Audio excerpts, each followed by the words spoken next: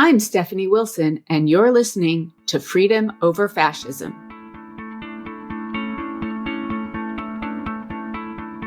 I think the 2020 election cycle really raised the bar. We saw so many candidates up and down the aisle bringing forth policy plans that focused on people with disabilities. We also saw, campaigns including people with disabilities in their campaign staffs and their volunteering corps. But there is so much room for improvement. In the 2020 election cycle, there were 17.7 million self-identified disabled voters. And just for comparison, 17.7 million disabled voters as compared to approximately 18.9 million Black voters and 16.5 million Latino voters. So I bring up this comparison not at all to draw parallels, but simply to show that people with disabilities are a large segment of the population. And we see ways in which campaigns create strategy, plan outreach, earn media to specifically reach these varied populations. And we don't so frequently see that in the instance of disabled populations. This podcast is our attempt to raise the alarm about the war radical MAGA Republicans are waging against all of us Americans in Indiana and across the country. MAGA is implementing a strategy of voter suppression, gerrymandering, and cruel legislation to take away our freedom and increase their power. MAGA is using fascist tactics, corruption, conspiracy theories, and disinformation to make themselves and their billionaire funders richer and more powerful. They target the most vulnerable among us, but you can be sure that we and our children are targets too, whatever our gender, color, sexual orientation, or location. We all deserve the freedom to thrive, live authentically, be free from fear and hunger, and we will do everything we can to educate, elect, and empower people who will help us win this fight. I invite you to become a patron at patreon.com/freedomoverfascism to help support my work producing this podcast and feeding my family. You will find bonus content such as Q&As, podcast news, and other extras that will help you understand our current moment and what actions you can take. Please also smash the subscribe button and leave a review wherever you listen. I also consult with candidates for state and local office on pre-launch communications, messaging, and candidate branding with my firm, SGW Communications. Please contact me for more information. Today, we're talking to Emily Voorde, who is founder and CEO of Into Strategies, a disabled-led firm bringing people into moments, movements, and campaigns. Emily also serves as a presidentially appointed council member on the National Council on Disability. She previously served as an associate director in the White House Office of Public Engagement as the Biden-Harris administration's liaison to disabled Americans and K-12 educators. Emily's personal passions and professional expertise center on justice for individuals with disabilities and equitable access to education. Her career began as an AmeriCorps member and second-grade teacher in Mississippi. In the summer of 2019, Emily returned to her hometown of South Bend, Indiana, to support Secretary Pete Buttigieg's run for president, serving as Chasten Buttigieg's full-time body woman on the campaign trail. During the first year of the COVID pandemic, Emily served as an associate director with the University of Notre Dame's Sarah B. Center for Students with Disabilities. She holds a BA from the University of Notre Dame, a Master's of Education from the University of Notre Dame, and a Master's of Public Policy and Education from Vanderbilt University. She was born, raised, and has since returned to her hometown of South Bend, Indiana.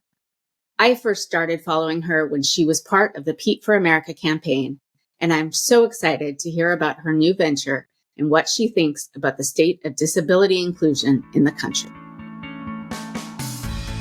Hi, Emily. Welcome to Freedom Over Fascism. Hi, really good to be with you, Stephanie.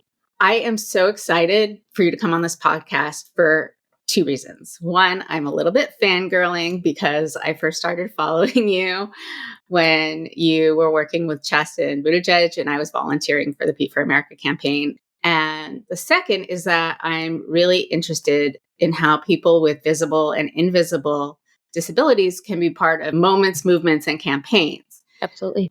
And speaking of invisible disabilities, I have chronic migraine disease. Mhm, So I have to structure my life around that reality. mhm. And so I know that there are multiple different ways to view people with disabilities and their inclusion. So I would love it if you could tell us a little bit about your new firm and what are you hoping to achieve with it? Yeah, absolutely. So, again, my name is Emily Voorde. I am 3 weeks deep now into being the founder and CEO of Into Strategies, which is a disabled led firm delivering people into moments, movements, and campaigns, as you said. Our belief is that people with disabilities are voters, donors, consumers, volunteers, and including them in your strategy, whether it be the strategy of your nonprofit, your campaign, your corporation, your issue advocacy movement, whatever it may be, is competitive advantage. There are 61 million Americans in the United States. And to your point, those can be people with very visible disabilities like myself. You can't see in the frame, but I'm actually a wheelchair user. Um, and they can be people with very non apparent or invisible disabilities, anything from learning disabilities to Crohn's to chronic migraine disorder to anxiety, depression, addiction, eating disorders. So the list goes on and on. And so frequently, when people think about people with disabilities, um, that population in their mind is really minimized because they think of the one person that they know that is very, visibly, apparently disabled. They think of that one person that is a wheelchair user, that one person that broke their leg and was using crutches for a while. When in reality, our population is so immense and deep. And a single barrier to participation from our community, whether that be a lack of accommodations or lack of accessibility in physical or virtual spaces, whether that be, again, a candidate or an organization falling into, ableist tropes or ableist slurs, whatever that barrier may be to bridging that relationship can be a real impediment and, again, can exclude our 1 in 4, our 61 million Americans that have a disability. Disability is also unique in that it is the only identity that can impact anyone at any time from any demographic, any race, religion, gender, geography, whatever it may be. So we often talk about how people age into their disability. So it's very possible that you, listener, might not have a disability now, but circumstances in your life may change, including just aging. And you might find yourself becoming disabled, and that is not a bad thing by any means. But we, as again, candidates, organizations, movement leaders, need to be preparing for that reality and need to be creating places of inclusion and belonging through which people with disabilities can find themselves and engage. So, how do you find that, let's call it just the progressive movement right now is like sort of a catch all?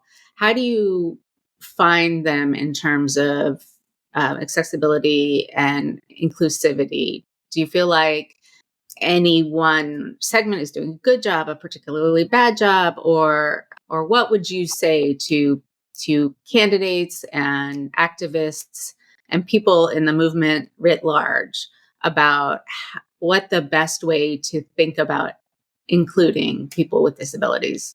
Yeah, absolutely. So to answer that first part of that question, I think we're doing better, but there is always room for improvement. I wouldn't say yet that we're doing a good or even, a great or even a good job.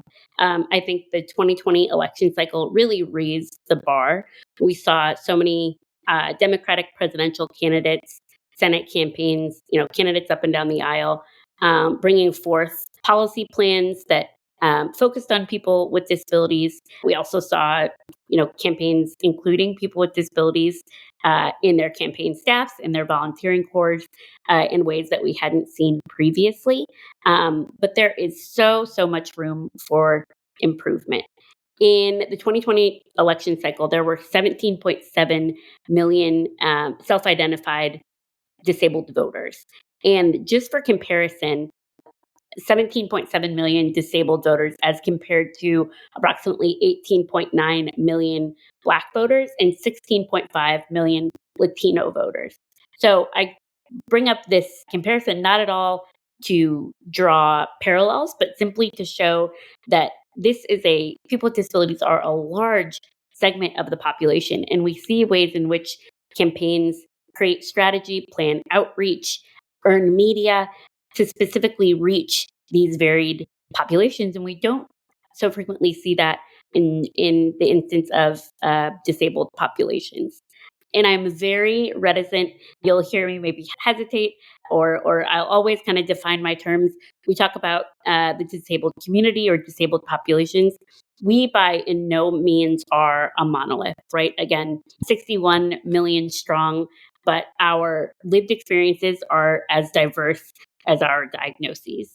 But campaigns can be practicing what they preach, kind of putting their feet to the ground and including us in ways that are often relatively low stakes and don't require a lot of additional resource or buy-in. It's just approaching event design, approaching campaign operations, approaching get out the vote programs with an eye towards what you can be doing to include people with disabilities in the work that you do.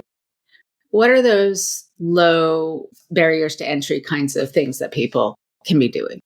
Absolutely. I would say there are two main buckets. So one, as a candidate, as a campaign, just being really confident in the, inclusive, affirming language that you're using. We so frequently see people being hesitant to use the word disabled as if it is a bad word. And that is a vestige of a time in which disability was something to be cured, it was something to be eradicated.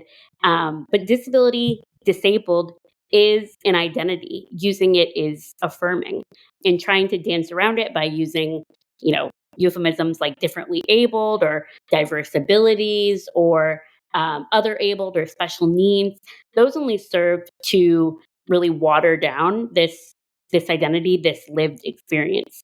Not everyone is going to wear, capital D disability on their sleeve, but at its core, disabled disability is an identity. And so kind of dancing around it is a disservice and can sometimes be offensive to our community. So being really firm and confident in the language that you're using. And then second, building events that if they don't include everyone, if they are not universally designed at their core, that's obviously the gold standard. But if they're not, if you're not going to have an ASL interpreter at every event, if you're not going to have wheelchair access at every event, if you're not going to have, a scent-free environment at every event, at least creating pathways, accessible, clear pathways through which, again, a volunteer, a donor, a voter can request those accommodations. So, say that you're holding an event rally for your candidate. Again, this could be anybody from dog catcher to a presidential candidate. You're going to want to be including very clear pathways through which an attendee can say, I am a wheelchair user, I'm going to need stair-free access, or I am deaf and I'm going to need an ASL interpreter. Once that request has been made, it is your job, again, as the candidate, as the campaign, to fulfill that request to the best of your ability. And I, as a person with a disability, as a former campaign operative, understand that if you don't have experience with accommodations, that can feel intimidating. It can feel like a real barrier. But Into Strategies is here to support.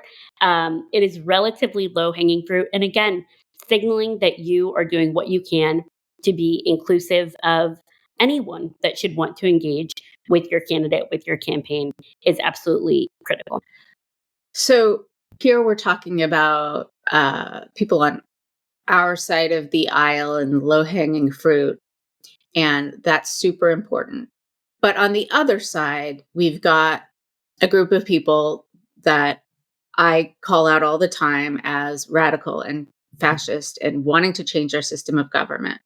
what are the stakes that the disabled community sees, along with the LGBTQ community and the Black community and women and non-Christians? And, what are the stakes that the disabled community faces in places where MAGA Republicans are in the majority or the supermajority, or have taken power or will take more power? I'm glad that you framed the question in this way, Stephanie, because one, the stakes have never been higher.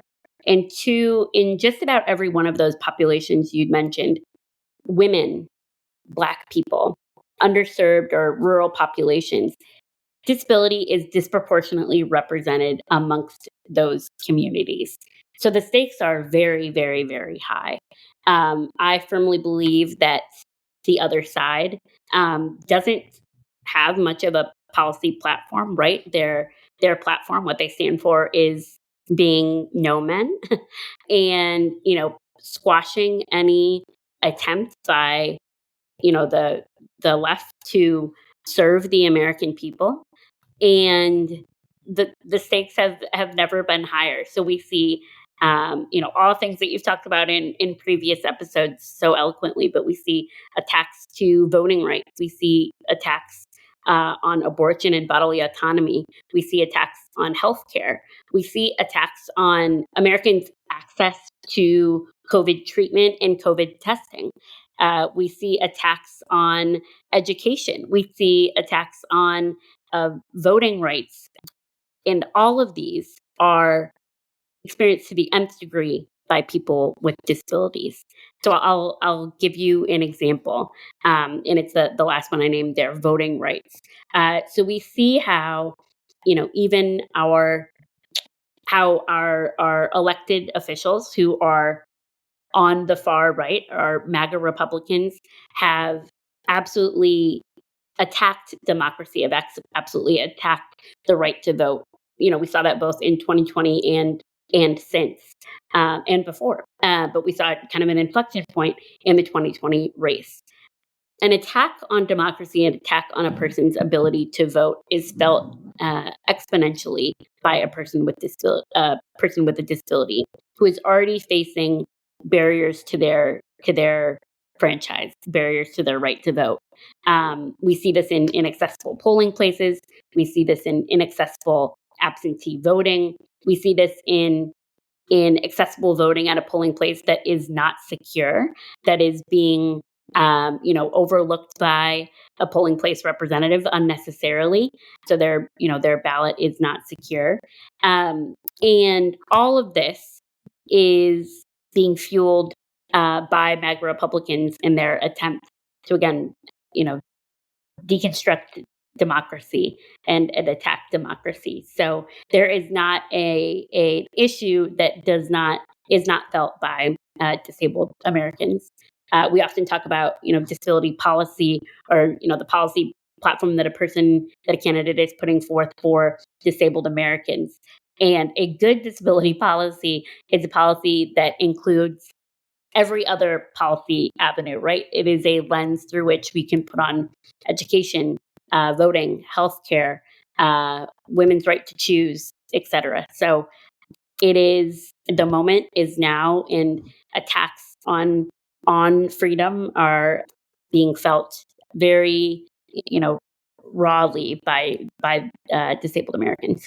Right. I mean, if you think about it, beyond the freedom to vote, just at the very basic level of healthcare access. We talked about this last 2 weeks ago with Dr. Katie McHugh. When you ban abortion, you end up taking away obstetric access to entire swaths of the country, really, right? In Indiana, a third of the counties don't have OBGYNs.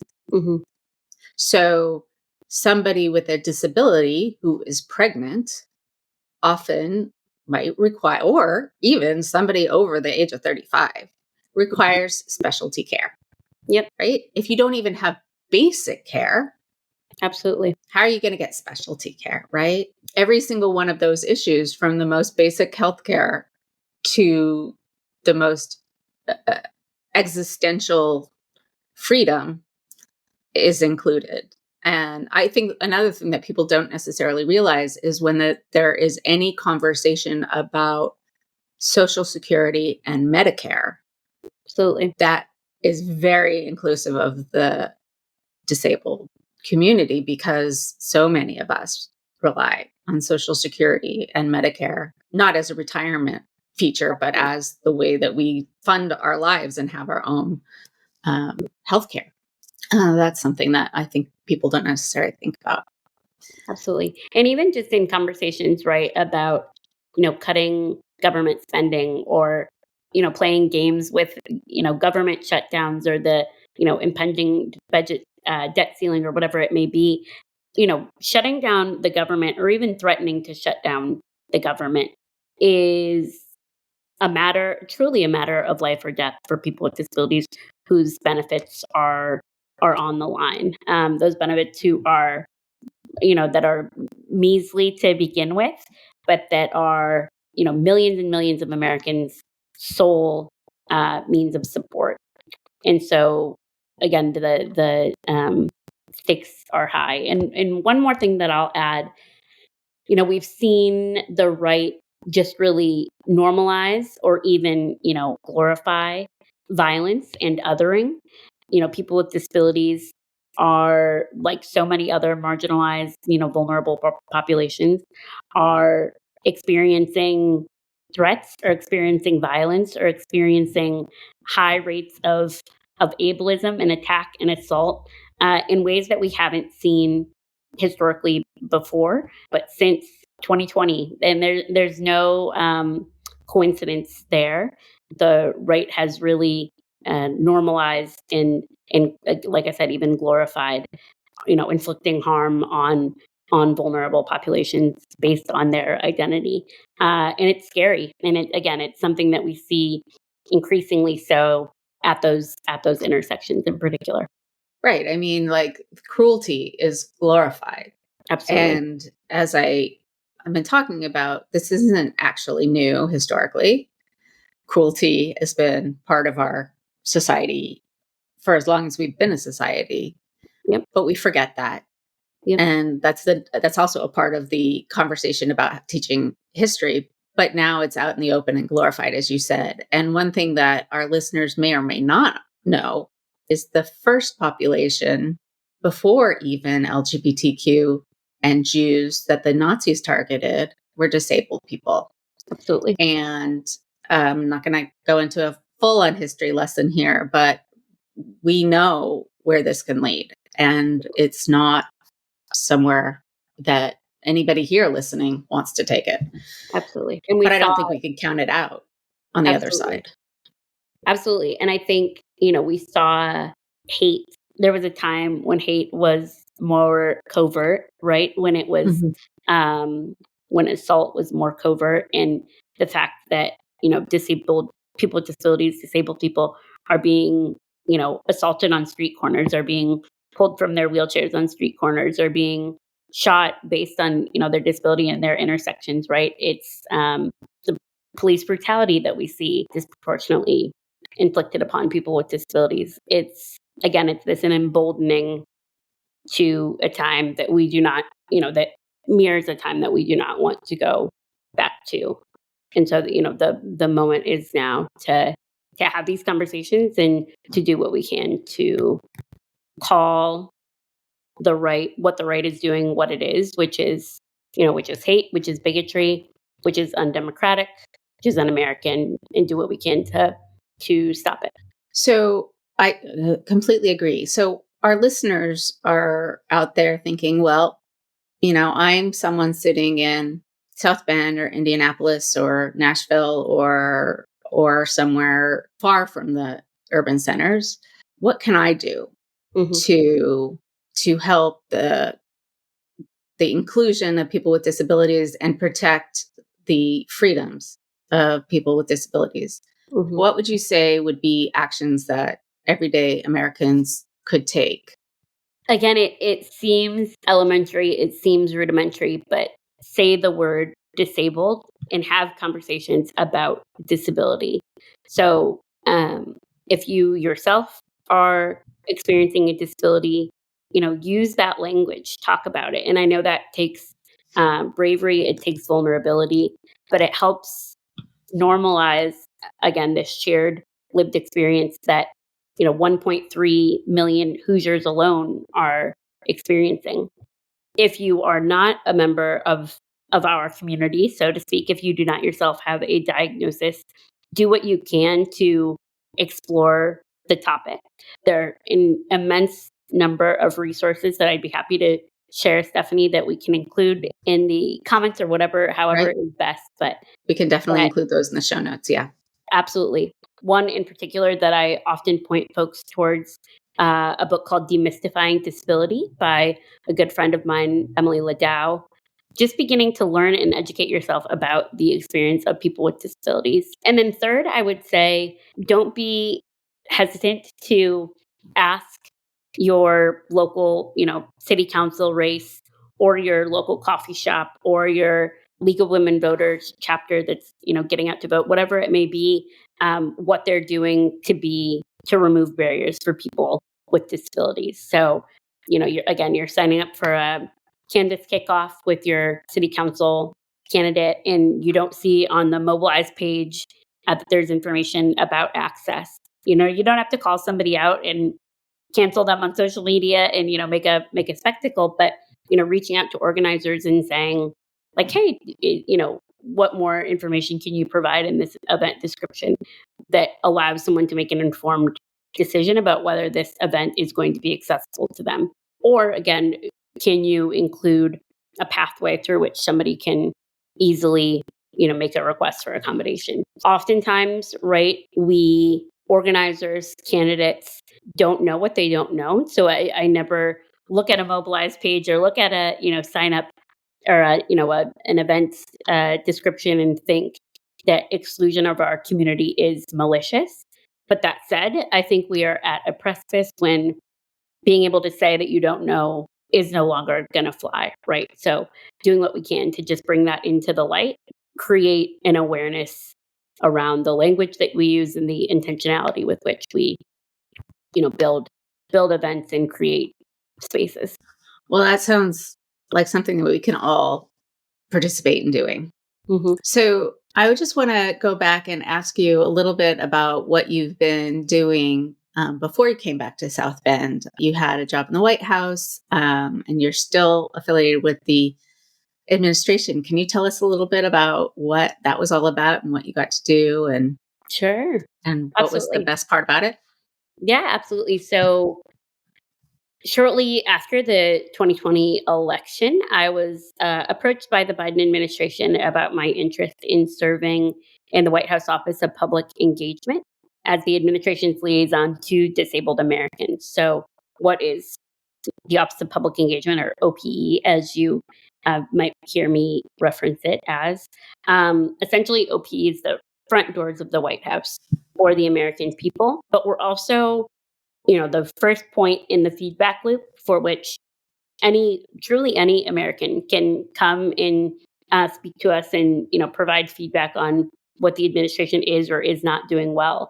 And when I say any American, I mean, if you called the White House switchboard and say you wanted to talk to me, they would put you through to my cell phone. So it truly was a year and a half of doing what I could to listen to absorb the experience of disabled Americans across the country. And the really neat piece of that was I essentially became a carrier of stories. The piece that really animates policy and brings policy to life for, senior advisors, for leaders, for legislators are those stories. So being able to go and, hold a round table with disabled Hoosiers and bring those stories, that lived experience, back to the president, back to senior advisors, and say, hey, this is what is being experienced on the ground in Indiana. Having the immense opportunity and responsibility to carry those stories was humbling to put it lightly.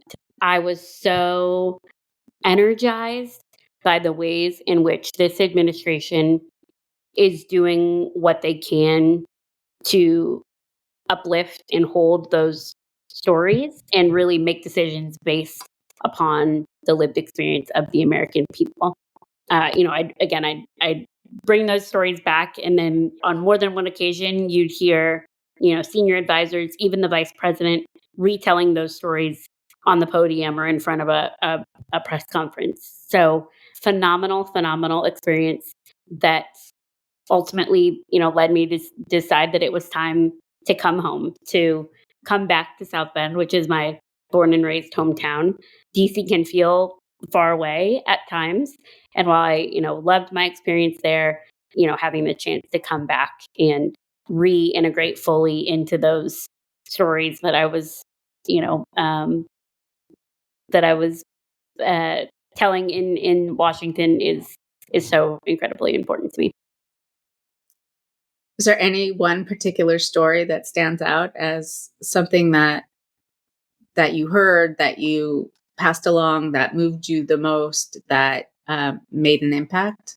I would say, the number of women of color disproportionately serving as caregivers, not only for people with disabilities, but for their aging spouse or their aging parent, seeing the ways in which lives can be completely uprooted, can be completely changed just based on the unpaid labor that is caregiving. And as an administration, finding ways in which we could supplement that caregiving crisis through home and community-based service funding, seeing the ways in which that funding would directly impact, again, communities like South Bend, states like Indiana, across the country. So loved absolutely any time that I had a chance to speak with, hear the lived experiences of people who are providing care to one person or another throughout this country. That's awesome. So I'm going to dedicate a moment of this episode to the ongoing community of Team Pete, who still pay attention and still communicate with each other. And I want to ask you a little bit, if you don't mind, about the campaign and some of your experiences and what that was like as both the first person with disabilities to have the kind of role that you did, but also what it was like to be on a historic campaign like the Pete for America campaign. Absolutely. So just to put us back in 2019, I was finishing up grad school in Nashville, Tennessee, kind of going about my my business, to have grown up in South Bend and to have, the Pete for America fledgling campaign call you and say, "Hey, I'm thinking about running for president." Pete himself say, "Hey, I'm thinking about running for president. Do you want to be involved?" And the absolute whirlwind that took off from there, moving back home to South Bend, literally the day that my graduate school classes ended, I left my stuff in Nashville for a few months. And actually, my mom and my sister came and helped move me out later. But just jumping into this whirlwind that was a full court press run at the presidency. So I was based at South Bend headquarters for a while. It was kind of an all hands on deck situation. I was doing travel coordination for the campaign, and then had the phenomenal opportunity to join Justin Buttigieg, Pete's husband, on the campaign trail full time as his body woman and then trip director. The role of body woman is essentially, you're attached at the hip to the principal, in this case to Chasten, making sure he's where he needs to be, on schedule, drinking enough water, getting enough sleep, getting lunch when he can, calling his husband, checking in with his mom. So to be able to do that literally coast to coast, for those, what amounted to 7 or 8 months, was exhausting, but something, you find reserves of energy, stores of energy for people, for movements that you care a lot about and believe a lot in. And I would say the most impactful moments on the campaign were kind of early echoes of what my favorite parts of working in the administration would be, because again, it was the people, it was the storytellers, it was the folks that would be on the rope line, that would pull Chasten in or pull Pete in to tell them a story about, their coming out story, or tell them a story about, the hardship that they were facing after losing their job, and the ways in which, this campaign was bringing them hope, or the stories that they'd tell them, about their farm that was failing, stories that tell them about this, new business that they had started that they were excited about, whatever it would, it may be, the ways in which, Pete and Chasten would just totally make folks feel vulnerable and make them feel this sense of belonging that they could show, tell their stories and, feel kind of disinhibited in that moment. So ended up doing that through to the end of the campaign in February, late February 2020. And it's wild to think that we had a kind of a week of shutdown, kind of administrative and careful goodbyes and all the things that you need to do to close down a campaign. And then truly kind of less than a week later is when the pandemic kind of quote unquote started. So the whiplash of going from literally being on, 4 to 5 planes a day sometimes, to being at home and taking time to just process what in the world had just happened and what in the world was about to happen in our country with this, the beginnings of this global pandemic was, surreal to put it lightly. Wow. I've thought about that a lot since then, and just the absolute juxtaposition of campaign versus, the initial COVID shutdown is Mhm. whiplash. But I know that for me and for all of the supporters of that campaign, which feels qualitatively different as a community than any other political community I've ever been a part of, it meant so much. Just the way the campaign conducted itself and the way Pete and Chasten invited a sense of belonging for people that, still exists. There are pockets where there are Slacks of Pete for America supporters. There are groups online. It's unbelievable. I want to thank you for that, even though it's a long time ago, but I think it will have very long lasting echoes in the future. Thank you. I hope, I mentioned it earlier. I hope and I believe it has raised the bar for political campaigns moving forward, campaigns that are for people, by people, that are, comprised of the American story, and, that story being inclusive of people with disabilities as well. So it makes me really hopeful about, we talk about a lot of the bad and a lot of the, really real hate and vitriol and kind of crisis of the right. And then, juxtaposing that with the like hope and sense of belonging that I feel on our side. And it makes me, I don't know, it makes me hopeful, gives me hope in a kind of a desperate place that, we can get through this. Well, I think those are words that really can inspire all of us, because I think that if you're in this right now, you have to have a bit of that hope, or else, well, hope is an action verb in some ways. But thank you for articulating that for our listeners. And I want to give you the opportunity to say one more word about how to reach you and how to reach your firm. And thank you so much for coming and talking to our listeners. Absolutely. No, thank you, Stephanie.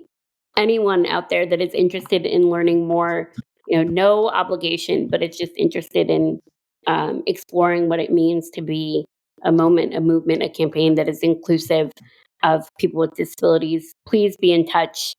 Our website, intostrategies.com. I encourage you to check it out. We're also on Instagram at intostrategies. You can also reach me at Emily at intostrategies.com. So encourage you to be in touch you say hope is a verb. I'm recalled to, it's often said, allyship.